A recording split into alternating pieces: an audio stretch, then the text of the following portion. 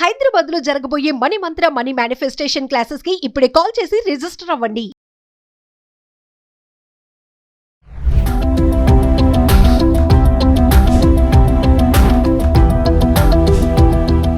నమస్తే, welcome back to Suman TV. Present మనతో పాటు ఉన్నారు అనలిస్ట్ మందర కృష్ణారెడ్డి గారు. నమస్తే సార్. నమస్తే అమ్మా. సార్, మనం ఇప్పుడు ట్రైన్ టికెట్స్ తీసుకుంటాం. చాలా మంది ఏంటంటే కొంచెం దూరం వెళ్ళాలనుకున్న వాళ్ళు ఒక 1 month బిఫోరే టికెట్స్ రిజర్వేషన్ చేయించుకుంటారు.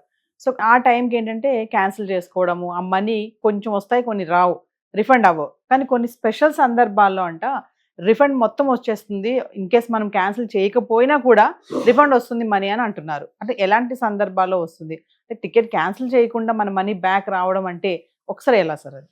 ఇండియన్ రైల్వే సిస్టంలో కొన్ని మార్పులు సమూలంగా చేపట్టింది రైల్వే డిపార్ట్మెంట్. గతంలో ఏంటంటే రైల్వే టికెట్ దొరకడమే ఒక అదృష్టంగా, అంటే మనకి ఏదైనా పడుకునే సౌకర్యం స్లీపర్ కానీ రకరకాలుగా దొరికేటట్టుగా అవకాశం ఉంటే సెట్టింగ్ కానీ స్లీపర్ కానీ అదృష్టంగా భావించే పరిస్థితులు ఉన్నాయి.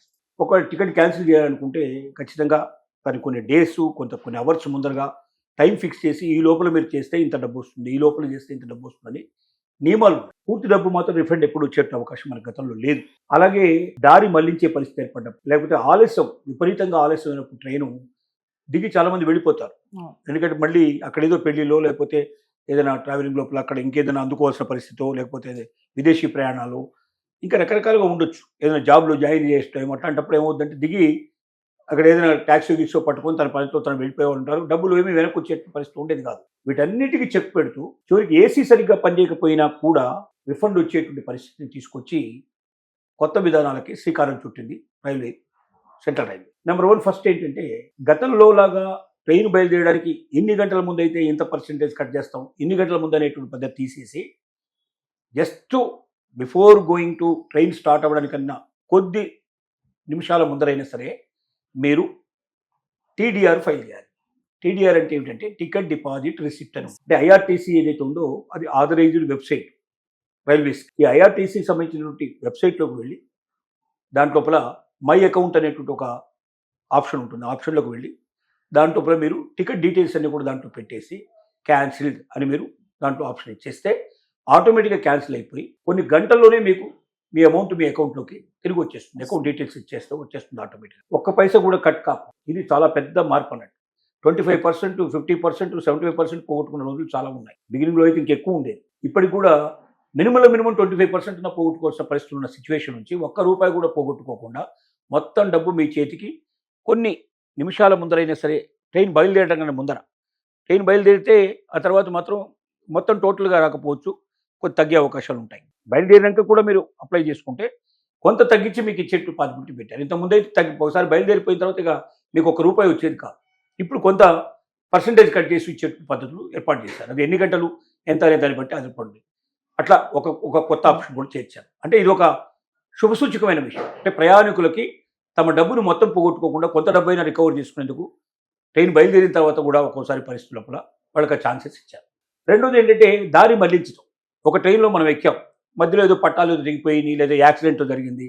అప్పుడు ఏం చేస్తారంటే దాన్ని దారి మళ్లించి వేరే ప్రాంతాల నుంచి చివరికి గమ్యస్థానం అదే ఉంటుంది, కానీ 3-4 గంటలు 5 గంటలు ఎక్కువ జర్నీ చేయాల్సిన పరిస్థితి, ఒక్కోసారి 10 గంటల జర్నీ కూడా చేయాల్సిన పరిస్థితులు ఏర్పడతాయి.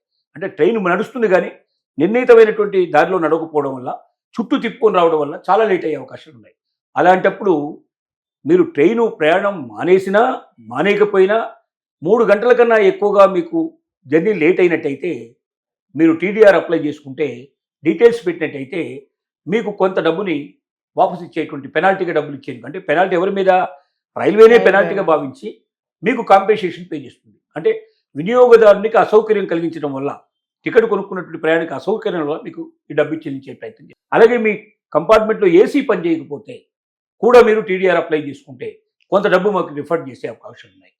అలాగే మీరు ఫస్ట్ క్లాస్ మీకు టికెట్ దొరికింది, కానీ ఏదో ఒక కారణం వల్ల ఫస్ట్ క్లాస్ టికెట్ మీరు ఉపయోగించుకోలేకపోయినారు. మీరు ఎక్కినప్పుడు ఏదో సెకండ్ క్లాస్లో ఎక్కడో ఎక్కారు, మీరు ఫస్ట్ క్లాస్ చేరలేకపోయినారు, అక్కడే సెటిల్ కావాల్సిన పరిస్థితి ఏర్పడింది. అలా ఎగువ తరగతి టికెట్ తీసుకొని దిగువ తరగతిలో మీరు ఎక్కడైనా సెటిల్ అయినట్టయితే కూడా మీరు అప్లై చేసుకొని, నేను అందులోకి వెళ్ళలేని పరిస్థితి ఏర్పడింది, లేకపోతే నాకు అక్కడ దొరకలేదు, ఈ లోపల ఎవరో దాన్ని వేరే వాళ్ళకి ఇచ్చేశారు, నాకు ఫస్ట్ క్లాస్ అవైల్ చేసుకోలేకపోయారు, సెకండ్ క్లాస్ 3rd క్లాస్లో ప్రయాణం చేశారంటే కూడా ఆ డిఫరెన్స్ అమౌంట్ ఎంత ఉందో అంత అమౌంట్ మీ అకౌంట్లోకి వచ్చే అవకాశం, టీడీఆర్ వల్ల వచ్చే అవకాశం ఏర్పడింది. ఇవన్నీ చాలా రెవల్యూషనరీ విషయాలు వాస్తవంగా చెప్పాలంటే. ఇన్ని మార్పులకు శ్రీకారం చుట్టే పరిస్థితి తీసుకొచ్చింది.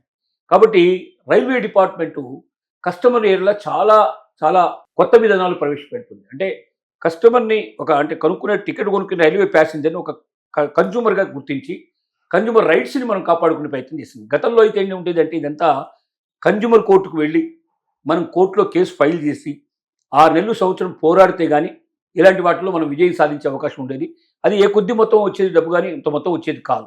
కానీ ఇప్పుడు ఏ ఫైల్ చేయాల్సిన అవసరం లేకుండా ఒక టీడీఆర్ అనే టికెట్ డిపాజిట్ రిసిప్ట్ అనేటువంటి ఒక కొత్త ఆప్షన్ క్రియేట్ చేసి ఐఆర్టీసీలోకి వెళ్ళి మీరు దాని లోపల ఓపెన్ చేసి మై అకౌంట్లోకి వెళ్ళి మీరు డీటెయిల్స్ అనేవి మీరు ఫిలప్ చేసినట్టయితే ఇంట్లో కూర్చొని మీ ఫోన్లోని మీరు ఎక్కడైనా ట్రావెలింగ్లో ఉన్న మీ ఫోన్ తీసుకొని మొబైల్ ద్వారా మీరు అప్లై చేసుకున్నట్టయితే మీ డబ్బులు మీకు సురక్షితంగా వచ్చే అవకాశం, పెనాల్టీలకు కొంత డబ్బు వచ్చే అవకాశం, మీరు ప్రయాణం చేసిన మీ అసౌకర్యానికి డబ్బులు, 3 గంటల కన్నా ఆలస్యంగా ప్రయాణం చేసిన డబ్బులు, అన్ని రకాలుగా మీకు బెనిఫిట్ వచ్చే అవకాశం ఉంది. అంటే ఈ డబ్బంతా కూడా మళ్ళీ తిరిగి ఏం చేస్తారంటే దీనికి కారకులైన వ్యక్తులు ఎవరు ఉన్నారో వాళ్ళ దగ్గరికి వాళ్ళని డీటెయిల్స్ అన్ని అడుగుతారు. వాళ్ళ తప్పు లేదని నిర్ధారణ కాకపోతే టెక్నికల్ ఫాల్ట్ తప్ప వాళ్ళ ఫాల్ట్ లేదని నిర్ధారణ అయితే తప్ప వాళ్ళ ఫాల్ట్ ఉంటే వాళ్ళ దగ్గర కలెక్ట్ చేస్తారు. ఏది ఏమైనప్పటికీ ప్రయాణికులకు సౌలభ్యం ఎక్కువైంది. ఇలాంటి సౌకర్యాలన్నీ కూడా ప్రతి రైల్వే ప్యాసింజరు ఉపయోగించుకోవాలి.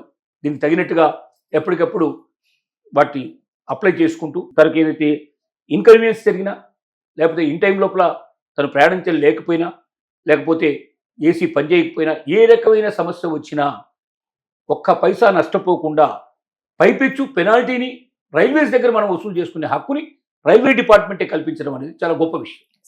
Thank you.